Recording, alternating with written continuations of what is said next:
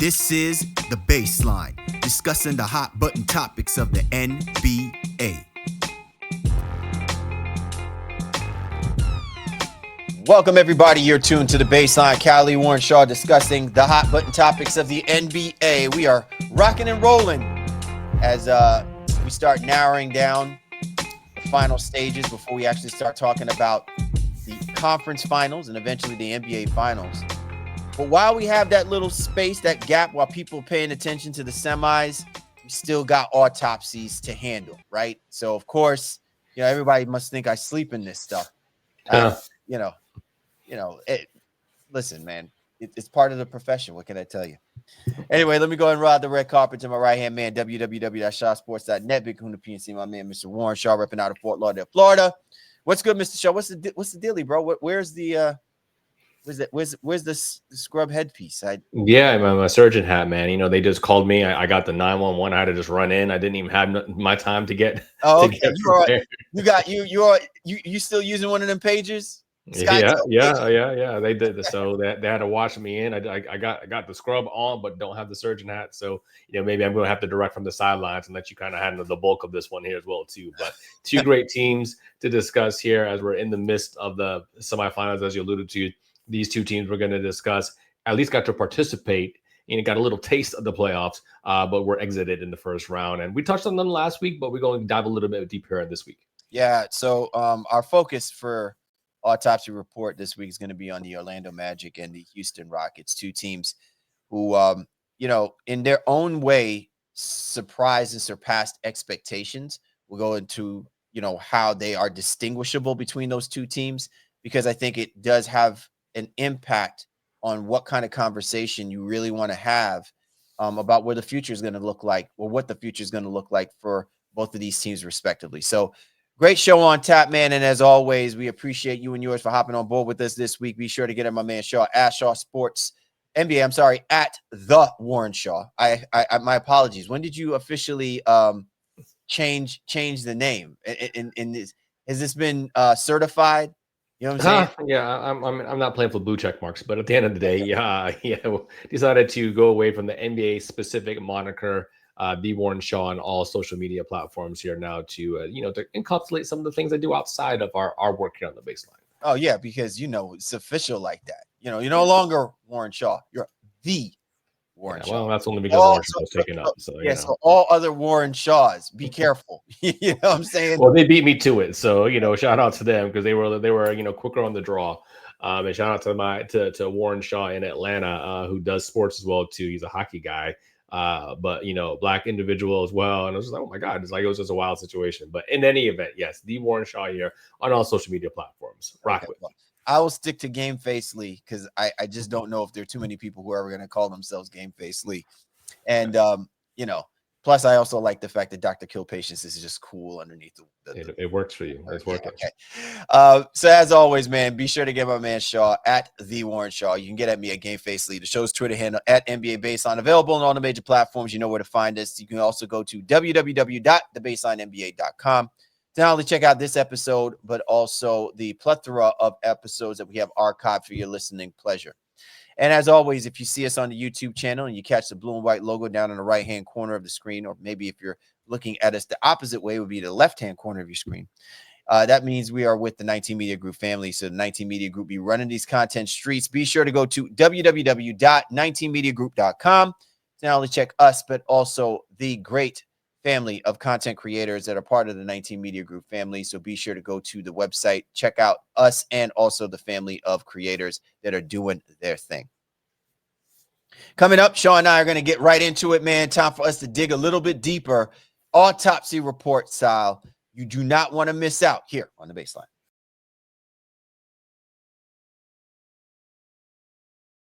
Time now to do Autopsy Report. First team that we are ready to put on the slab.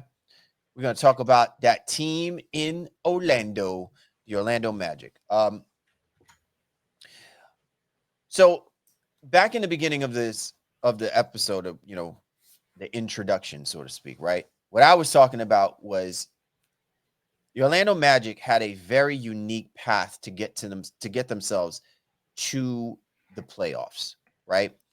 Now, going into this season, this team certainly was picked among one of the top 8 teams, given the success that they had the previous season. I think all eyes were fixedly focused on what next level could Paolo Banchero and Franz Wagner take themselves to, given the experience, the taste of the playoff experience that they had last year, being exited out by the Cleveland Cavaliers, but just themselves because of the young growth that this team exhibited, the defensive prowess that was instilled upon them by head coach Jamal Mosley. And then all of a sudden, when you saw that this team kind of got out the gate a little slow, but then started picking things up, the most inopportune time where basically 3/4 of their team, arguably 3/4 of their starting rotation, decimated with injuries and all extending themselves literally to where it was almost like NBA All-Star Weekend before you started seeing them getting a semblance back of what their original starting five for the beginning of the year looked like. And then you fast forward it, somehow this team managed to stay afloat, managed to stay relevant and stay competitive throughout the course of that time frame while they're waiting for their heavy hitters, Banchero and Wagner, to come back. And Sean, when you look at this team, you look at a level of resiliency. You also look at a level of like a roster that still was depleted in the sense that you weren't too sure how Jamal Mosley was going to continue to utilize the roster the way that he did to get them in the best position to really see what level of competitiveness they were going to be up against the better teams in the NBA, albeit the surprise of the Cleveland Cavaliers, and you see the Boston Celtics, and you knew about the New York Knicks. But surprisingly, this team, Shaw, held their own as best as they possibly could. So what do we make of what took place here with the Orlando Magic? And is it a sign of hope? You know what I'm saying? Because I think the one thing that definitely stands out is you know what you're getting with Wagner and Banchero as the combination. The rest of the roster, however, you're wondering, is it going to take another year, another season before we see a leap forward? Or is this year missed because of that, making us wonder, are the Orlando Magic in prime position to maybe pull the trigger and do something to shake things up, given what just happened this past season? Orlando's in a great situation, I think, especially with those two guys, right? Banchero and Wagner, the Wagner brothers as well, too. The Wagner brothers, Mo got hurt as well, but they have two guys who they can literally build their team and roster around. Banchero's extension is going to probably come up this summer. Won't kick into the following year, but they're obviously going to sign him to whatever max I think is going to be available. Then they're going to have some decisions to make because Jalen Suggs already signed his extension, but he was playing masterful, but only played 35 games this year because of the injuries, right? They re-signed Jonathan Isaacs not too long ago, so he's got another couple years on this contract. So they have the bones of a good team with good pieces, but I think as you're alluding to, is there a next level? Not even just outside of the health, but can they get deeper level play creation? Can they get consistent shooting, right? And credit to this team, somehow with all those injuries, they were still second in defense this year. So that shows you that Jamal Mosley's scheme is elite. You know, with all people in and out of lineup, they still finished second defensively in terms of defensive rating.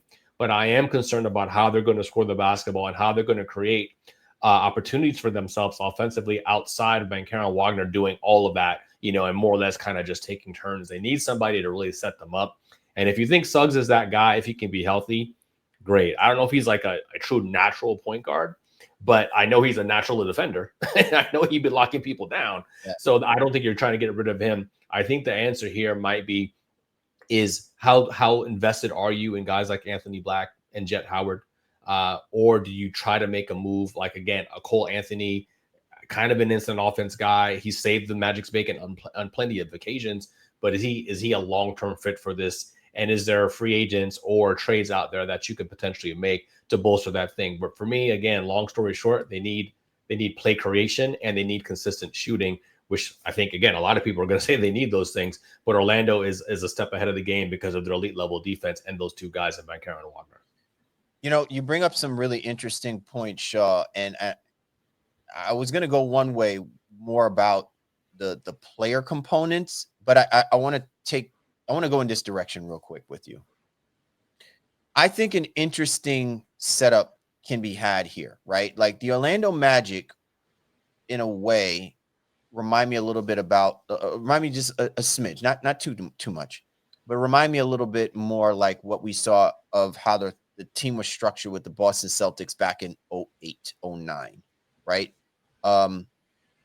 You saw Doc Rivers was able to utilize a very defensive-minded, but yet a great floor general in a Rondo, who's, obviously his Achilles heel is that he could not shoot the basketball with consistency, right?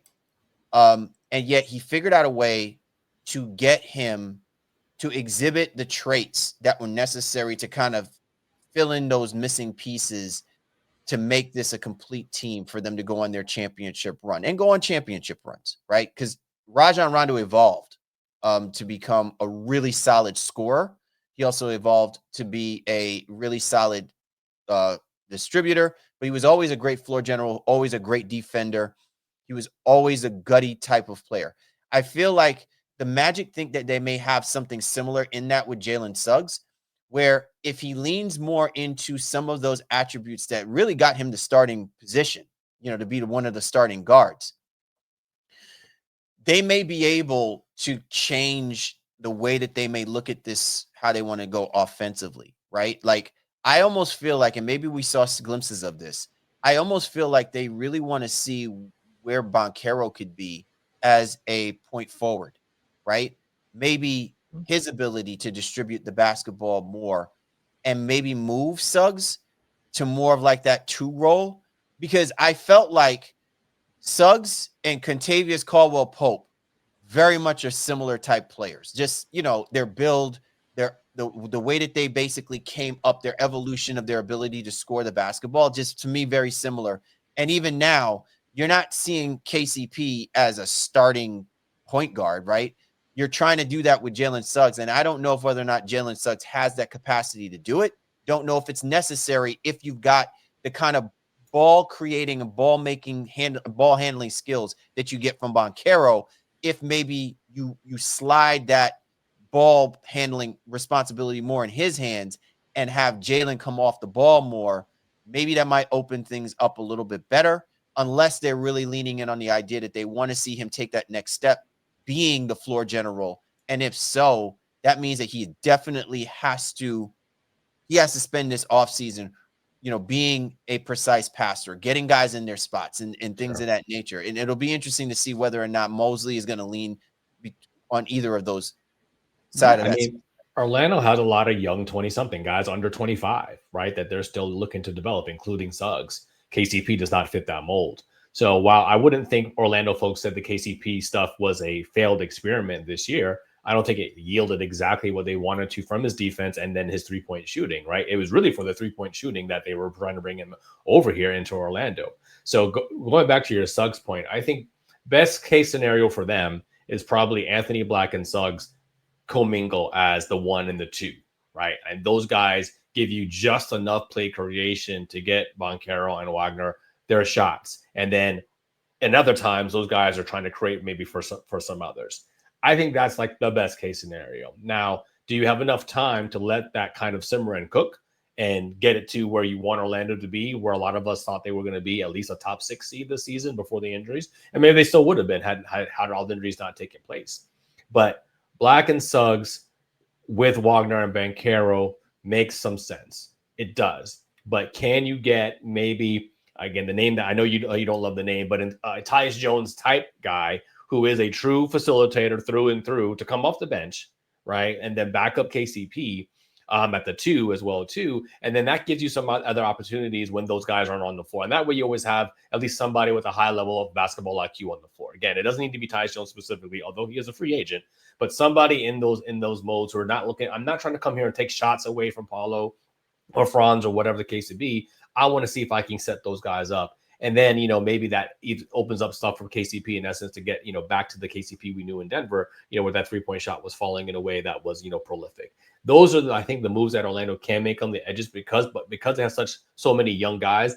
I don't think they're willing to punt on this, especially with the elite level defense that they've been playing so far. But that's the route I would go. If I'm in that front office with Orlando, see if, give Black and Suggs another year to kind of develop here.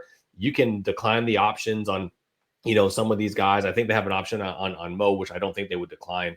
But there's some other guys on this roster. It's like, all right, Gary Harris at this point, like we know what it is. Like you can get rid of that $7 million and see if there's somebody else out there that can make a little bit more sense for you.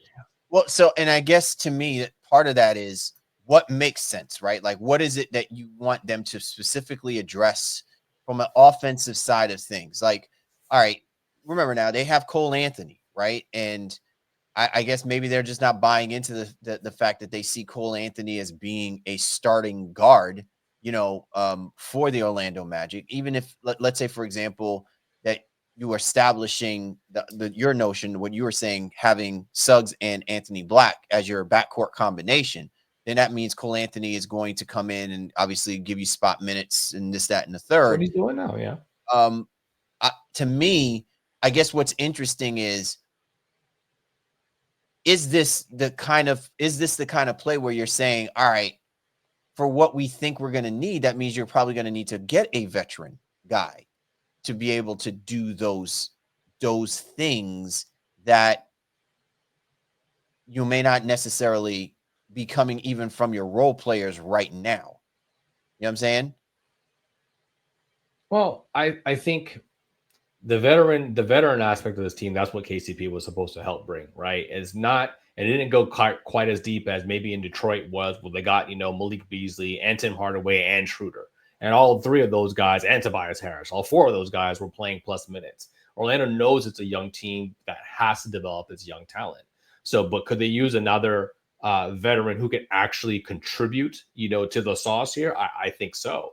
And I think it's a matter of where do you want that person to be? Because if you still believe in the KCP stuff, well, then you feel like, all right, well, that shooting, maybe it gets better, like I said, with some other guys who are better suited to create for KCP and spray out them in the corners and the wings, off dribbles, off the bounce rather.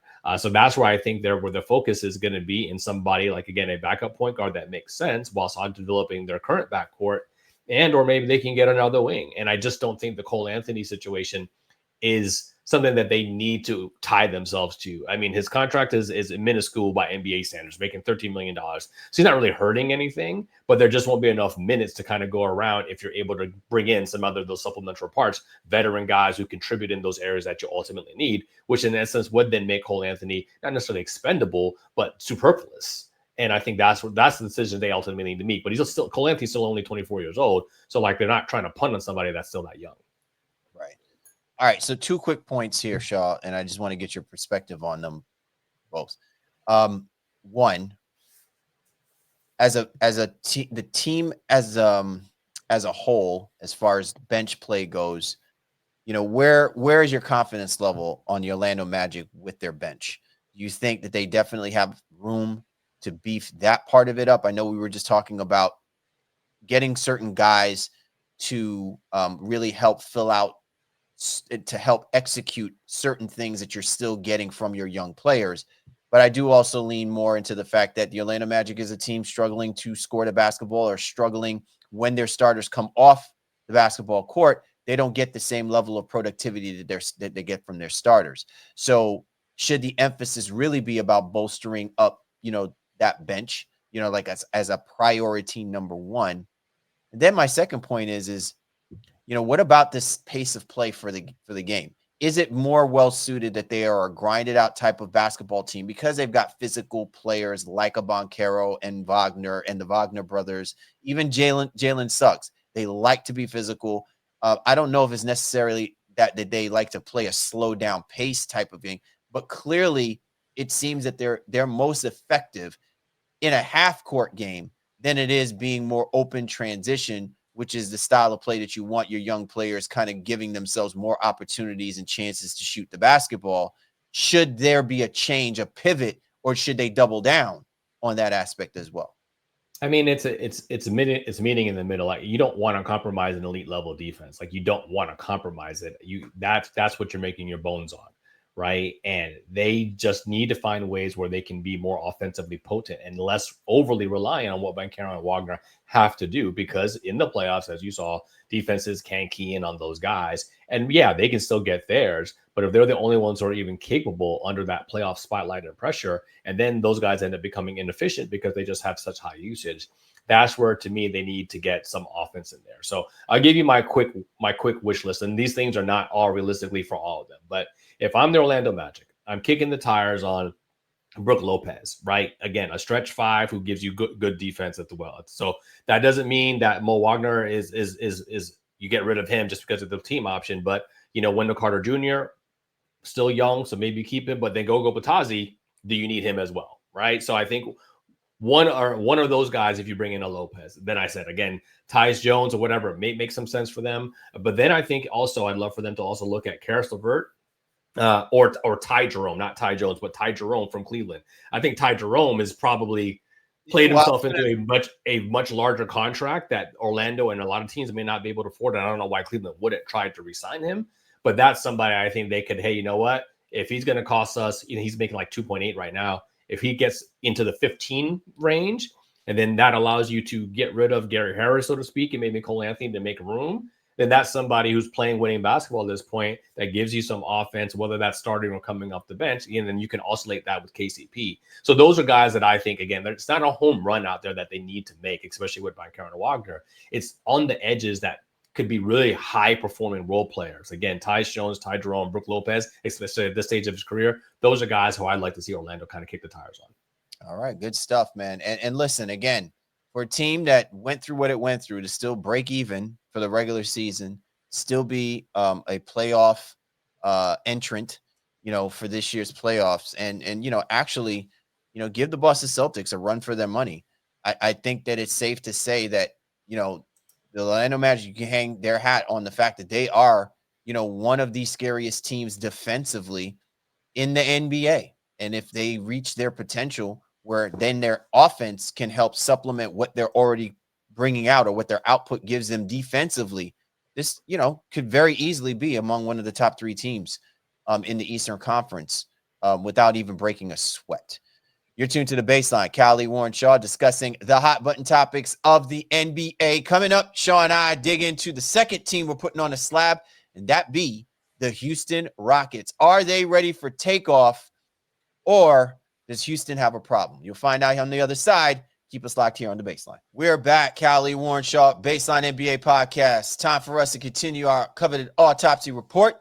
Next, we got on the slab the Houston Rockets. So, we talked about the Houston Rockets a few weeks ago, Shaw, how this team kind of how they showed themselves, right? You can clearly tell this is another team taking yet another step. We saw glimpses of their ascension in what they did to catapult themselves from being a middling team that was struggling to learn how to win basketball games to suddenly almost put themselves in the conversation year previous to get into the playoffs. This year, they closed the deal, right? And we don't need to toot horns about predictions or anything like that. We just knew that this Houston Rockets team, once they got their proverbial ish together, they were going to be a problem for other teams in the NBA. And they showed it, and they maintained it, and they put themselves in the best position possible since the Harden era, which has become a second seed in the Western Conference. All well and good. Love it. Awesome.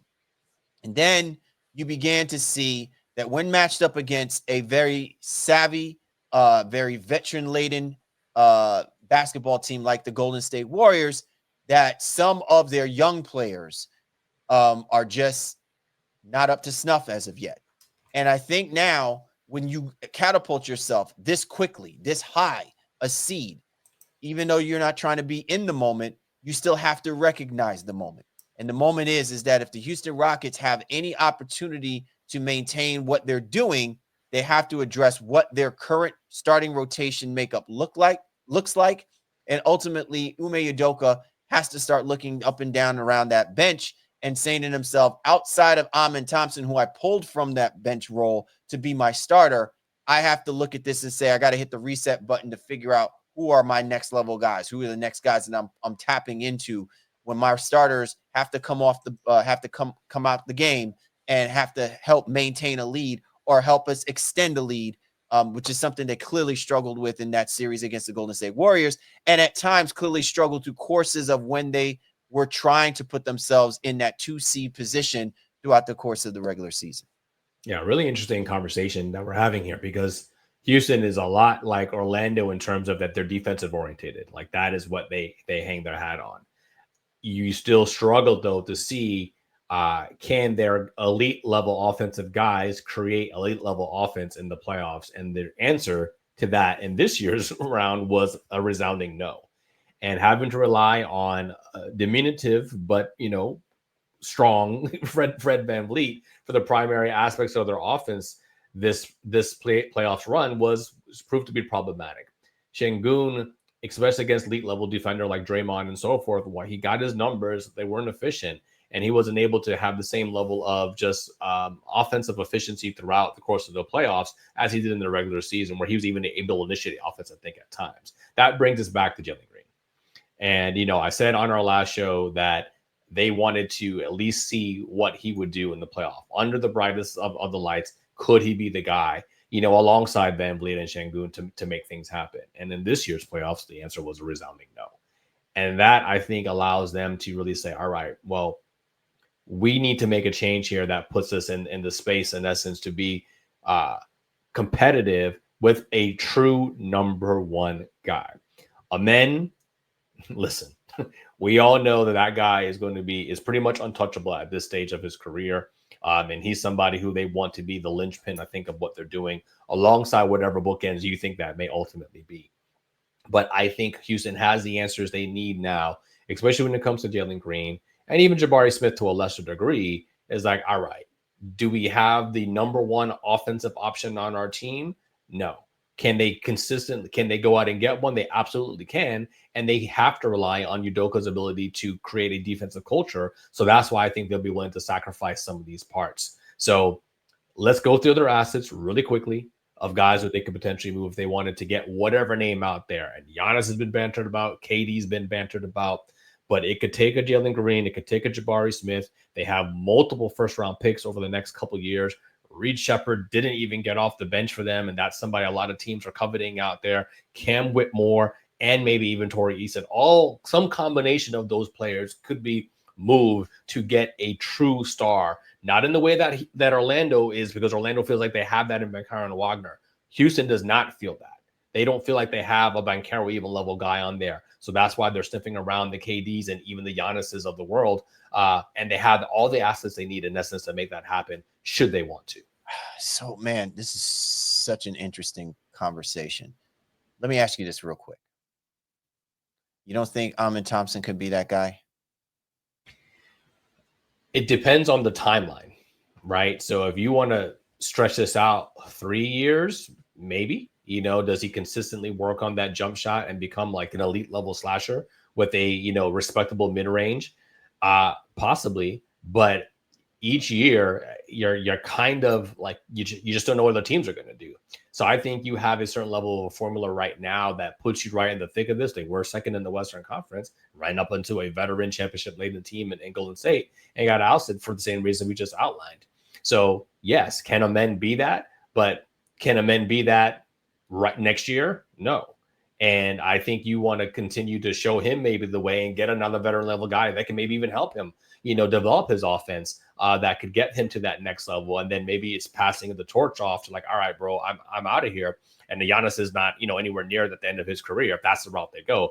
But if you believe the KD rumors, and KD rumors are all over the place, Houston, Miami as well too, again, that seems to be probably the most likely, because I just don't know if Giannis will be the guy. But ultimately, I'm not trading Amen for anything right now. And then I would allow that to see what I can do alongside another superstar. Yeah. So I think what your definition is differs from mine about what I perceive, what I saw from the Houston Rockets. Right. And I think maybe that it lent itself to having this actual honest conversation about Ime Udoka and the influence that he has on that roster. Ime Udoka, to me, I feel like exhibits the ultimate team coach, right? He had the luxury of having Jason Tatum and Jaylen Brown for a few seasons, right? And the season in which they got to the NBA Finals, I felt like Udoka didn't have as much of an impact or influence on the versions of Jason Tatum and Jaylen Brown that I think we would have needed to see for them to actually win that championship. And that's okay, because if he was still around, I would be interested to see what kind of influence he would have had on a Kristaps Porzingis, right? I would have been interested to see what kind of influences he had with Drew Holiday. You get what I'm saying? Like, those guys, to me, are over the top guys. Like, they're added pieces to already a championship element. But at the end of the day, my whole point was, when Udoka needs to get in the ear of his superstars, what is he calling out? What is he calling them to attention to, right? I think everybody's focus was so much about the Jalen Green element, right? My focus was more about Udoka and the influence he had on Thompson, right? Because wasn't at the beginning of the regular season, Thompson was on the bench? And wasn't it numerous games that we were all saying, when is he going to start this kid? Like, he can't be coming off the bench and you're seeing what he gives you, and the Rockets think that they're going to be able to be just fine, still executing in that kind of manner. Like, he eventually knew that he was going to have to put him out there. And I think it was like kind of a learning lesson. Like, he made Amin say, you got to show me you want to be the starter be on the starting roster. You see what I'm saying? And so I felt like, okay, if you're going to do that for Amin, is it that you believe that Amin can be your next guy, right? And I feel like, okay, what about Alperen Şengün, right? Do you feel like there's another level that he can tap into? He can tap into those guys. And so I said all of this, Shaw, to say, while the emphasis can clearly be on getting a KD or a Giannis or whomever, are you getting a bona fide superstar number one guy, or are you getting a closer? Are you getting someone that is just filling in for certain things that you know is going to take time for the guys like the Amin Thompsons and the Alperen Şengüns, because that's the time that you're allowing Udoka to really kind of have his finger on the pulse of getting them to that level, getting them into that particular space.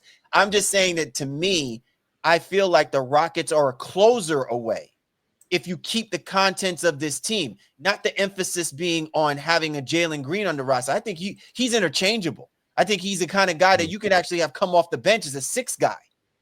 Because to me, the keys are, if you weren't getting that kind of closer mentality from Fred VanVleet, who showed you that he was capable of doing that when he played at Toronto, but is not capable of doing it as a Houston Rocket, that you're waiting to see that come out of Şengün or coming out of Thompson. I think you see it more from Thompson, that level of explosiveness, than I do think you see from Şengün.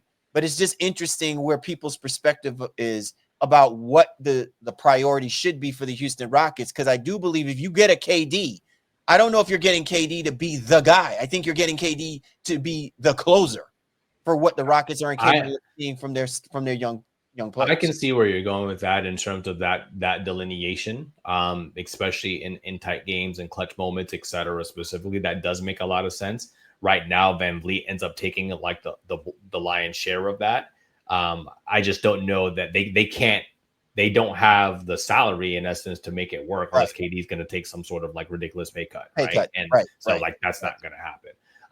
But I think, when it comes to like Amin is the guy who they want to keep on this roster, I think at all costs, for all the reasons you alluded to, like, because he could potentially be the guy who can be the beginner, the middle, and the closer, I think, at some point.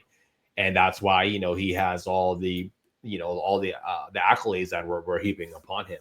Interesting happened over the course of this past week, where VanVleet and Houston agreed to push back the deadline on his team option.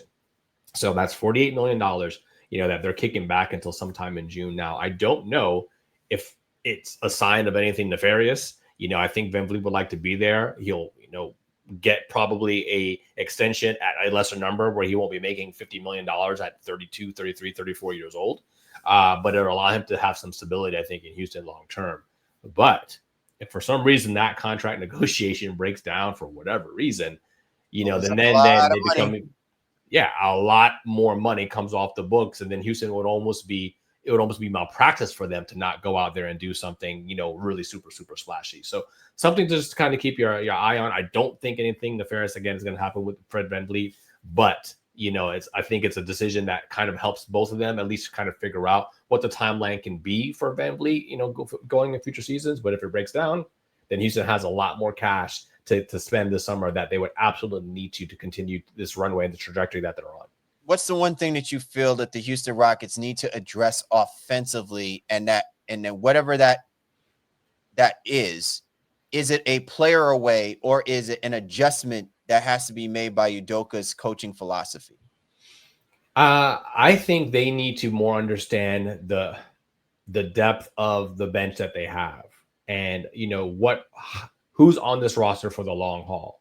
So is Jabari Smith somebody who can be a high-level six man after he came back from injury? That's the role he ended up having to play, because Amen was doing so great, I think, in the starting lineup.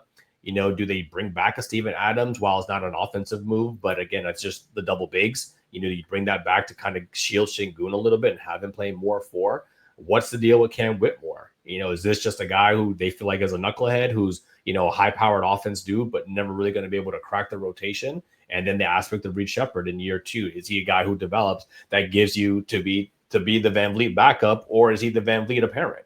Like to me, that's what I'm saying. Houston they're in a really great position, and you can go from being in a really great position to a very precarious one, with you don't evaluate the talent right, or the talent starts to feel like, hey, I'm not getting enough reps or opportunities in here, because Udoka is as demanding as he is as well too. But for me, that's where Houston really needs to understand who they want to be with the players that they currently have, because they have a lot of guys who feel like, hey, I could get burned, I can help, I can contribute.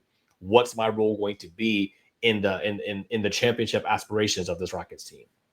Yeah, I like where you were going, especially with the need maybe to figure out a way to keep Steven Adams, because I do think that he could be a valuable asset, albeit they're not built like how OKC is built. I think Dagenalt has done a superb job in figuring out a way to, utilize both Hartenstein and Holmgren, right? And I think that if you're Udoka, to have some kind of similar, I'm not saying copycat, but something similar in that, I think can bode well. And listen, you're going to be matched up against them in the Western Conference. You look at the other teams that have a very similar build in their roster, right? Minnesota Timberwolves and Naz Reid and Rudy Gobert. You know what I'm saying? Like, so this is a thing. Aaron Gordon, Nikola Jokic. You're gonna have to contend. You're gonna have to deal with that. And I think by doing that as well too, it frees up the ability to allow your most athletic players to go and be athletic. The Amin Thompsons, the Jalen Greens. Listen, despite what people might say and think about Jalen Green, and he's just not that guy, whatever, you cannot deny the kid's athleticism. And I keep saying this. You can't teach what this kid can do when he is locked in, right? Like when I say locked in, he's leaning on the fact that he has that level of explosiveness and everything like that. What he's lacking is his basketball IQ, his ability to read the game, to allow his attributes to really shine through. I think he would be better served that he doesn't play on in that starting lineup, because if you really think about it, Shaw, they play too slow for a Jalen Green. Jalen Green needs to be up and down the court until he's able to shoot the basketball with efficiency and effectiveness, right? He's able to execute in a half-court set. I think he needs to get out and run. And Udoka's style of offense and the players that he has around him is not going to allow him to do that. That's not to say that they can't evolve, that things can't change that, but I just genuinely feel like, we keep asking certain players to play a certain kind of way, like it just get up the next day and just go out and do that. It doesn't happen that way. It takes time, it takes work, and it takes execution. But in the meantime, it doesn't mean you put what got him into the NBA on the shelf. You know what I'm saying? Like, to me, something can be said when you have a guy who can come in and do what he is doing. It's a matter of putting him in the best position possible to go out and execute and do those particular things. So look at you being a Jalen Green apologist. So I think my question to you is, like, can he exist on this roster if they're able to do another move? Even if you demote him, if you will, and say, hey, we want you to be a high level six man and do what you do. Right. So I'm sorry, to finish your point, that's the problem. If you're saying that it's a demotion, right? If you're not selling him on the importance of what he's going to be able to do to come off the bench, what his key role will be coming off the bench or being that sixth man, You can't sell him on that. No, you can't keep him. No, I'm not. I'm talking to you. Like, they can't tell him that. There's not a chance he'll buy that. I'm saying, but again, in hindsight, I mean, if from the media side, we're like, oh, they demoted Jalen Green to be a sixth man. But I guess my question is, can they do that and get somebody else? A true closer, if you will, or is that a move you're just proposing in general with the roster that's currently constructed? With the roster that's currently constructed, he should. I don't like using the idea right here for that team to say he should be running the second unit, because you really don't have a second unit. He can be someone that can give you 40 points, right? Like, it's not like he hasn't shown you he's capable of doing it, but it has to be in a space where that shot selection and that ability to go out and do it is allowing him to do it, meaning he's going to take the ball to the basket. He's going to draw contact. Where is it that you're seeing in that Houston Rockets rotation, like that, starting rotation, where that's going to allow him to be able to do that? He can't do that next to Fred VanVleet. He doesn't do that well next to Alperen Şengün. So what I'm saying is, yeah, that's why you go and get a KD, because with KD, he doesn't have to do that. He doesn't have to be the most athletic guy for him to take effective shots. You know what I'm saying? That's a matchup situation that you want to exploit, and it also frees up VanVleet and Şengün. But what happens if KD's shot isn't falling? What happens if the Houston Rockets are playing against a team that's nullifying the effectiveness of their ability to hit those mid-rangers or get those open three looks? That means you're going to need someone who's going to quicken the pace up, who's going to put the defense on their heels at times. You need a change of pace kind of guy. That's what I'm saying. All I'm saying, though, is that from financially speaking, you cannot get another high-level guy there without giving up one of Green, Şengün, or VanVleet. One of those guys has to be gone, in essence, for a higher-level guy that we've been talking about in the ilk of KD and Giannis to be on this roster, because those guys can only come there via trade. So I think for Jalen's standpoint, and for what you're proposing, would he then be acceptable to a role because a higher-level professional is currently on the roster? So to your point, from what you just said earlier, if they're kicking that option, they're delaying it, so to speak, with VanVleet, right? Is there that possibility that the Rockets might be considering saying, okay, move off from VanVleet. Let's see what we can do in keeping Green, because you can probably keep him on the cheap to still be that guy to how he could probably be used over the next year or two, so that the emphasis and the focus is to go out and get said needed player, whoever that superstar is. That's all. While we're on the subject, so let me ask you this, though. So do you think VanVleet at 31 years old and $48 million next year, yes, with the resume that he has, is more valuable than Jalen Green at 23 years old and $33 million? So you're looking at a difference of 8 years in terms of NBA experience, but also a difference of $15 million roughly, for somebody who's 8 years older. I hate to answer your question with an ambiguous statement, but I'll say this. I think it depends on who that next player is. Right? Well, there's a reason I asked the question that way, right? Because I think, again, if it's Phoenix or Milwaukee, right, they're trying to reset their timetable. And at the end of the day, Milwaukee specifically, they're just going to give us the youngest guy who gives us the pathway to potentially getting somewhere, later on down the road. I think if you're Phoenix, maybe that's different. Maybe you say, okay, we can get, VanVleet in here, for KD and whatever other stuff, not a 1-for-1. If Houston were to be so bold to get off the VanVleet thing. But I think it is depending on which route Houston is trying to go while they're trying to sniff. And then that's also going to determine their trade partner. Well, what do they want back in return if you're trying to get one of those three guys, in essence, just to make the salaries match? But that's where I think, again, when it comes down to Green, who's on the roster for him to be able to accept a role change for the betterment of these Rockets? Right. So, okay, let me now flip it back to you. Who do you think will put the Houston Rockets roster in the best position to thrive, even if they can't thrive or if they can't eat, between VanVleet and Green?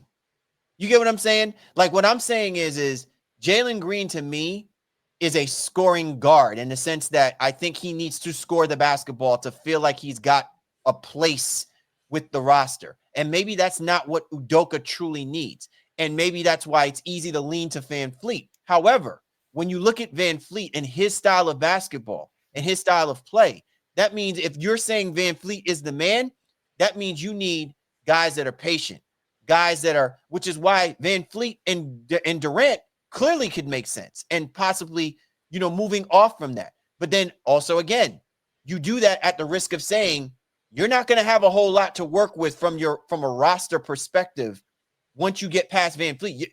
Where's your athleticism coming from? Maybe that's just not the style of basketball that the Houston Rockets are going to exhibit. You know what I'm saying? You're not going to tell me that VanVleet is suddenly going to become Jose Alvarado, you know what I'm saying? Or he's gonna be racing up and down the court on fast break opportunities and points. He's a pace kind of guy. He's a guy that moves at a certain pace, and guys can get with him on doing that. The KDs, the Şengüns, and all of those kind of guys. So that's the reason why I'm saying it's going to be interesting, because I think if you are the Houston Rockets, you still want there to be versatility in your roster. You still want there to be some kind of a change of pace, even if there are guys that you have on the roster that might play the same kind of way. They may shoot the three, but one shoots the three pretty quick, and one guy, you got to get him set in order to shoot those threes. You see what I'm saying? And so that's where I'm looking at the Houston Rockets and saying to myself, if you decide to keep a Jalen Green, you're keeping him because you recognize that in order for him to be effective for what you need, you've got to use him as a change of pace. You can't force him at this juncture, given the catapult that the Houston Rockets have taken. You can't force him to suddenly play like how you're seeing the veteran guys, like, because even Şengün to a degree is more veteran-like than Jalen Green. You know what I'm saying? Look at what Şengün was doing before Jalen Green even came into the picture. I think you're going to get more mileage out of him in a combination with him and VanVleet than you will see Green in Şengün. I mean, that's a possibility. I think the one thing that we can maybe close on to is that, could they entice somebody on a Dillon Brooks, right? And, he makes $20+ million. So not a ton by NBA standards, but if it's Brooks and Jabari Smith, for some semblance of packages and picks and so forth, is there a guy out there offensively that might make sense for them? I think, again, we're focusing primarily on the two names that have been rumored, by Houston to be the most, but we don't know, especially after this playoffs, like what ends up happening, who becomes available, that might be at a high level offensive gunner out there for them to entice themselves or talk themselves into. So all I know is the Rockets have a lot of options, a lot of great opportunities with an amazing runway ahead of them and a great front office now that's kind of turned things around here from years past. And Udoka on the sidelines who just knows what he's doing. Yeah, well, and you say it with a smile and a wink because it's apropos. This is what, two weeks ago, or the second time of 3 weeks. you're smiling brightly on the. I'm excited for them, and excited for the future of Amen Thompson. I think if you're following the NBA, like, he's one of those Twitter X darlings, if you will. Everybody just kind of loves his game, until they don't. Something will happen. It's like, all right, well, he hasn't developed fast enough or so forth. But right now, he's on an upward trajectory where everything he does, we're just kind of, Google guying over his athleticism, his defense, his tenacity. And those are things that are amazing. But at some point, he's going to have to deliver on the potential, and then it's going to go and shift the other way. It's like, oh, well, how come Amen didn't develop as fast as we wanted to? But right now, I'm enjoying the high. Yeah. Hey, we can all enjoy the high. Yeah, absolutely. You know what I'm saying? I think I'm going to go hit a dispensary right about now. Anyway, good stuff all together, man. Good autopsy report, man. The scalpel didn't cut so deep on these teams, man, because they got a nice future ahead of them. You know what I'm saying? Yeah. So two really good young teams who can utilize maybe some more or different veteran presence than they currently have. Both extremely well coached. They have those defensive principles that a lot of teams seem to be lacking today. So yeah, this was a fun one, and we're excited for the resurrection in the 25-26 season. Absolutely. Once again, man, we'd like to thank you and yours for hopping on board with us this week for the Baseline. The Warren Shaw. We appreciate you guys. We do. And we'll catch up with you next time.